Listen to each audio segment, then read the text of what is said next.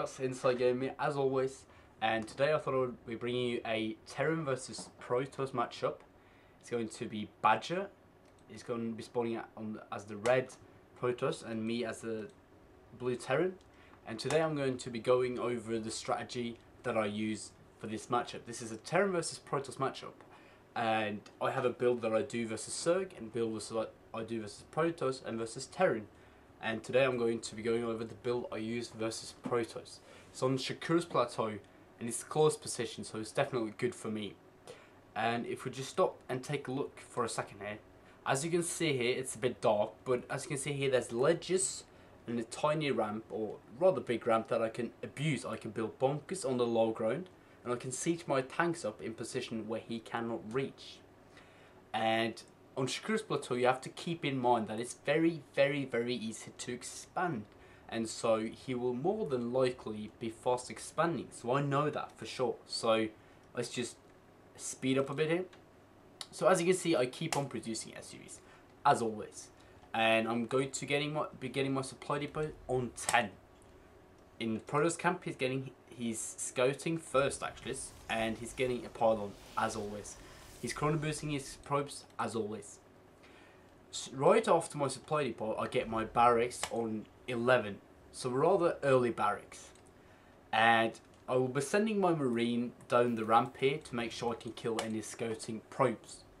So I send my scout down on 13, and I get my refinery when my barracks is at 30%. So when you build your barracks, get refinery as fast as possible. So you can see I get my marine out, but it doesn't arrive in time, and this probe will get into my base and see what I'm doing. And what does he see? He sees a gas, he sees a barracks, and he sees an orbital command. Completely normal stuff. And I get him out of my base, and I drop my mule. And I'm gonna speed it up a bit here. And I drop my mule, and when I can afford it, I get my factory. So you notice, as soon as I have 100 gas, you build your factory. So at 19, you get your factory. So I have a barracks and a factory. I will keep producing marines, and I will not be getting a tech lag on my barracks, because I want to have as many marines as possible. I keep producing SUVs, and you get your gas immediately after your barracks has started. And when my factory is done, I start a barracks. So currently I have 2 barracks and 1 factory, and I'm getting a tech lab. I have 3 marines, and I keep producing marines. As you can see, the protoss is adding on 3 gates, so it's going to get a 3 gate sub-and score. So it's a 3 gate expand. It's a very normal build. It's not getting a gas, so I know there's no sort of fancy tech or anything. And what does he know? He knows nothing out of the ordinary. Alright? And so I just keep producing marines. I get siege mode ASAP, and I get a tank ASAP. I get my second gas obviously, and I keep producing SUVs, marines and tanks.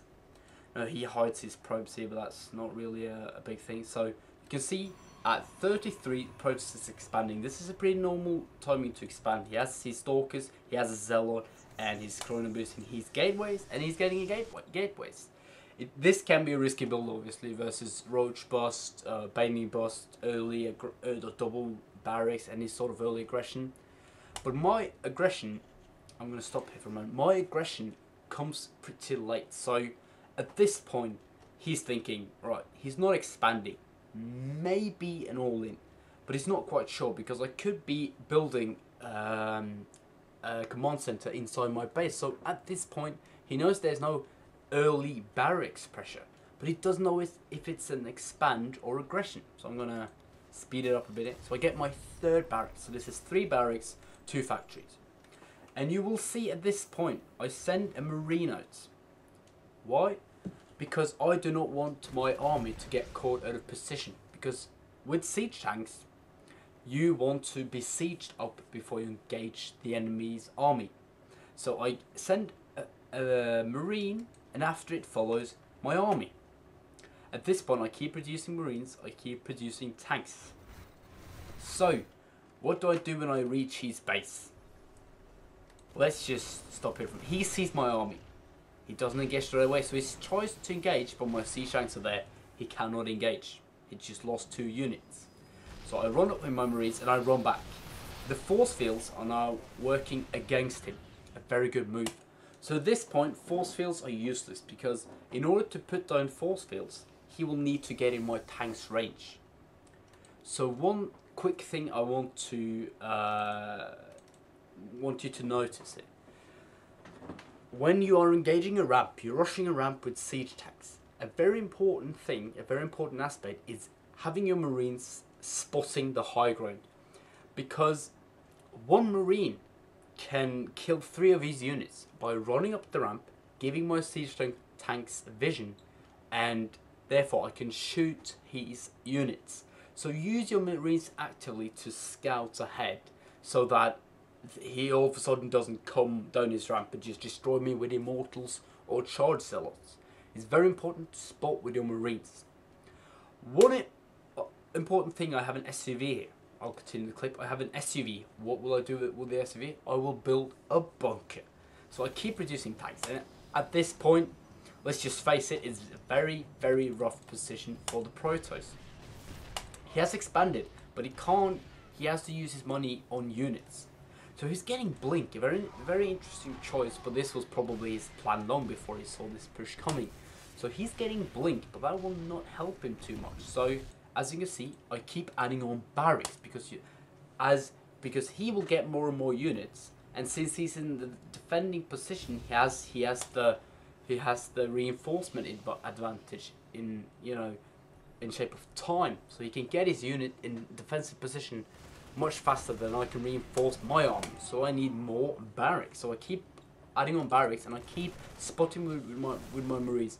Go back and forth, back and forth, back and forth, and remember to actively repositioning your tanks one at a time, not more than one, because if he sees your tank on siege, he'll go for it. But as you can see, he blinks in and he gets totally demolished. There is no way for Protoss to hold this push unless they go Colossi, Immortal, or Dark Templar, or maybe a Forget. So, a very good build, a very good Protoss versus Terran build. Meanwhile, if you do not scan your opponent, you should get an eBay, because the first thing a Protoss will do if he sees no way out is build a Dark Shrine and get Dark Templar. So get turrets in your base and save up scans before you push, and you will win. Right? So as you can see, I have all in my entire army. He has nothing and I won. He has no choice but to GG. So this was my Protoss versus Terran build. I hope you enjoyed it. I hope you learned something today. If you have any tips, feedback, anything, please post it in the comment section below and I will read it for sure. Alright? So as always, Inside Gamer, and I'll see you guys in my next video. Bye.